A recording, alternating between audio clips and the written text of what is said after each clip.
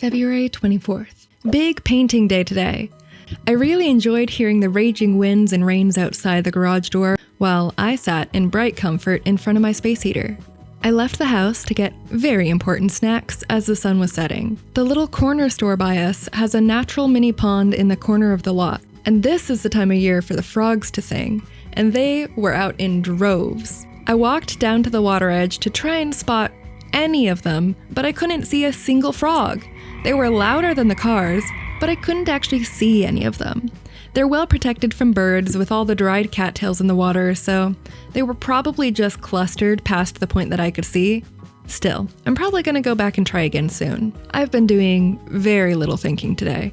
I'm only using weed on the weekend now, so last night I got as stoned as I could, and this morning was like waking up from a coma. Very slow rolling. The hangovers made my headspace quite staticky. But just before starting this, I watched a few saved YouTube videos about different movies. It seems to be a popular opinion that art is getting worse as our tools to make art get better. Weirdly, seeing that kind of opinion fills me with hope and energy. I don't think any creativity has gone anywhere. We're just giving too much money to the same uninspired creators, or having such massive, big budget productions that no one artistic vision shines through, they just amalgamate. I get so excited because my art is a mission to show the real beauty of real life, and AI just has nothing to do with it. I make my art because I think it's important for the world. I think it's crucial to still have real, tangible lives. Not a single TikTok will ever be in my art. Nothing about the digital age changes the natural aesthetic of a sunbeam coming through a window. Finding and connecting to reality is what will save us as individuals and as a community. My art is a proud testament of truth amid chaos. So yeah, I hope the popular opinion is that art is dying. That's right where I come in. You can't AI one of my oil paintings? Sure, try it. The lighting will suck and nothing will feel connected and none of the shapes actually feel real. My art is way better than AI, and it offers a realness that I think people want and need. We aren't as lost as we think we are. We just need a few solid things to remind us of that. I aim to offer solid reminders that pure, unlived life is still there. You've just stopped looking for it. Louise out.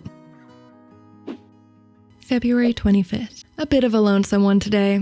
Paul was home, but I still felt alone. It's human, it happens. I painted for 10-ish hours and finished my rereading of Fablehaven. Re-listening, if you want to be technical. I didn't realize as a kid how Mormon-coded a lot of the value systems in the book are. Obvious stuff, like alcohol being a purely evil thing, and subtle stuff, like the need for the girl main character to always have a crush occupying her thoughts. And for her, a happy ending simply has to include marriage prospects, even though she's 15. The boy character never has a crush, never has girls liking him, just avoids the love plot entirely. But for a Mormon, no girl's happy ending is ever really happy without a marriage. Paul's been listening to this song, and the chorus is like, God is a bit of a freak. Why is he watching me getting railed on the couch? Stay pure for a wedding. He's got fucked up priorities. It sparked some anti-God conversations, of course. Both of us are the only ones in our immediate family who've left the Mormon church, so we're a pair of God haters in our household. I could rant about religion for days, but I'll leave it at this. I'll respect your beliefs as far as you respect mine. The loneliness from my day really overtook it, though. Some feelings of not doing enough fast enough for my art career, despite my constant and long-term efforts. I still think I could be putting myself out there more. And being sober is hard. Weed is a nice, brain-off activity. I'm as filled with thoughts as I am with energy when I'm not using weed, and it's not entirely welcome. Too many thoughts are bad. It's 3 a.m. I have gym and date time tomorrow. I'm also trying to get my paintings up on my website this week, so potentially some of that as well. I'll sleep now, I guess. Louise out. February 26th. Today was nice. Very decompressing. I didn't really fall asleep till near 5 and had to be up at 11, but that's how it goes. I joke to Paul, but like many of my jokes, I'm at least half serious. I joke that I need 13 hours of sleep to feel well rested. I get it from my mom. My dad only needs like 5. I don't know where those genes went. I have to sleep 13 hours, so the rest of the population can have a more reasonable average of sleeping hours, like 8 or 9. You're welcome, public. But this morning, I got up to go meet Paul's mom for coffee, and that was a very nice little start to the day. We talked about Paul's job, our miniature paintings, and a family trip to Florida next year. I still don't really want to talk about my job situation to his parents, but that's just because I'm a mean, jaded person. No, I don't hold malice, but it's still a sore spot. Even though pretty much every day I find something new to be grateful about not being there anymore. Like today, his mom was detailing their travel schedule, and I'm so glad that I don't have to worry about the clinic being closed so often for all that travel. Before, every vacation they took was unpaid time for me, and it got stressful. They are nearing retirement, and so they have just a lot of vacation time. But that's coming from the girl who found it hard to show up to her job 4 days a week, so take that for the hypocrisy it is. I won't be pursuing another 6 a.m. start time for my next job.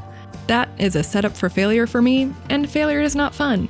I'm rambling. After coffee, we went to the gym, and as I write this 10 hours later, my muscles are still warm and worn out.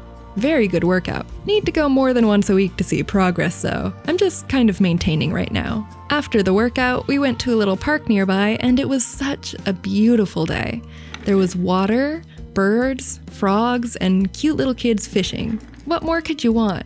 The Pacific Northwest is an expensive area to live in. I really need to get outside more for this living cost to be worth it, because the beauty is absolutely worth it. My 4 walls just aren't. My plan for after the date was to work on getting my paintings up on my website, but I crash-napped instead. Well, tried to. These sober days, I'm filled with a restless energy, and that's as inconvenient as it is useful. Honestly, I've been thinking about making my weekend weed use just 2 days instead of 3, just to help me adapt to it better. As it is, my first 2 sober weekdays are almost like hangovers. Just hard. I have a bunch of administrative type work to do in the next week. List my paintings, make health insurance calls, get my liquor license for work, apply to an open art call, and design and print business cards. I perpetually want to ramp up the work I'm doing for my art career, and I also perpetually feel like I don't have rest from it. I know we rise to what's demanded though, so I know I'm capable of doing more if I keep pushing for more. I'm doing way more now than I was a few months ago. It's simply never gonna feel like enough. But I rant. I'm gonna try to sleep now, so Louise out. February 27th. The squirrels are bouncing in the sunlight outside. I love watching the smooth arcs of their fluffy tails. I filmed a squirrel in a tree eating a nut for about 3 minutes and got rewarded for watching when the little guy finished. It did this cute little belly flop and face rub on the branch that I'd never seen before. I'm editing today, but I have a rule that when I see a sunbeam, I stand in a sunbeam. I don't always follow it, but today was so randomly sunny, I had to. I need more sun than where I live has, so I do what I can. Back to editing though.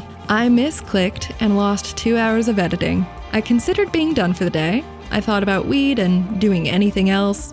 Then I got really sad because I felt like a failure, and I quickly identified that stopping now would be a bad choice, so I gave myself time to feel sorry for myself for a few minutes before moving on. And it took me less than 5 minutes to recreate the work I'd done, since I already had it figured out. That would have been a very silly thing to give up for. It's giving me a bit of insight into the days I do quit and feel awful about though. Should be obvious. But it's one of those lessons I could learn multiple times a day and still not fully internalize. Paul got home earlier than I expected.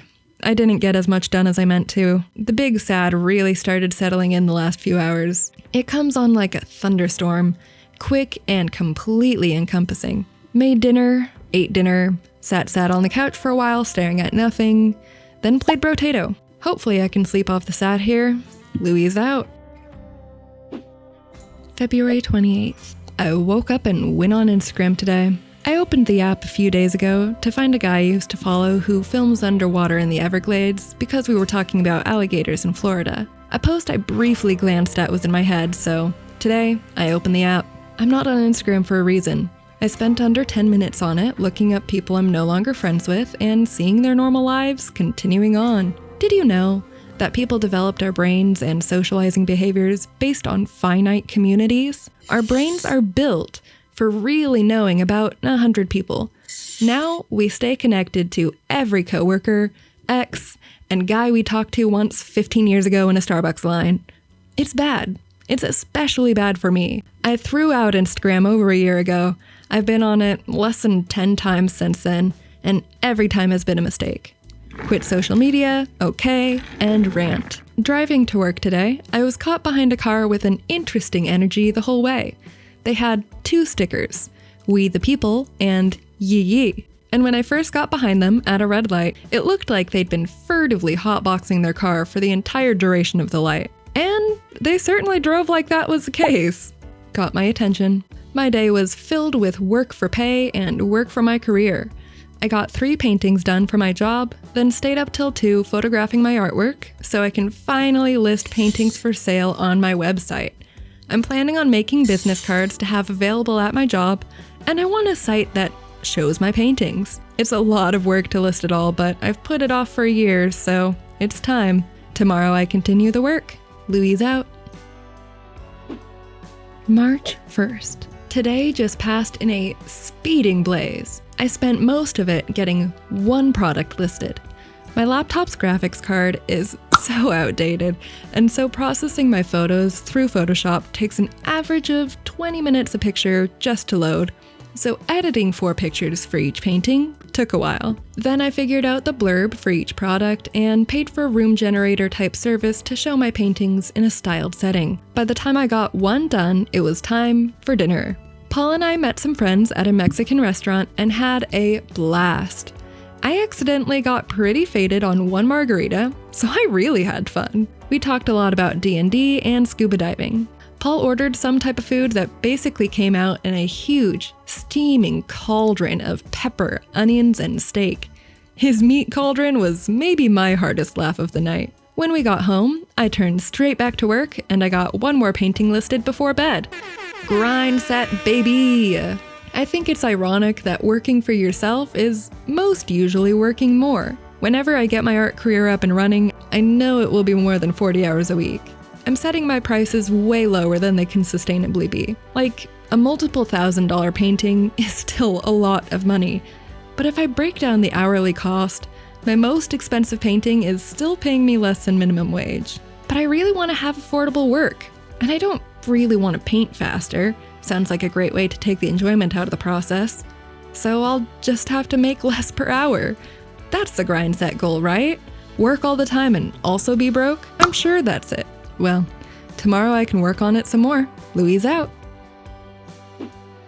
March 2nd. I witnessed lots of life in the yard today. A squirrel cleaning its tail, 2 chickadees fighting furiously, a woodpecker eyeballing my stalking cat, and a robin doing a warning chirp on the fence as more robins dug for worms. The 2 chickadees fought so furiously, other birds flew away from their tumble. Today, I finished editing my next video, and I got the thumbnail and title done for it too. I also worked on posting my products. I have most of those done now, and I'm exhausted and tapping out. Louise out.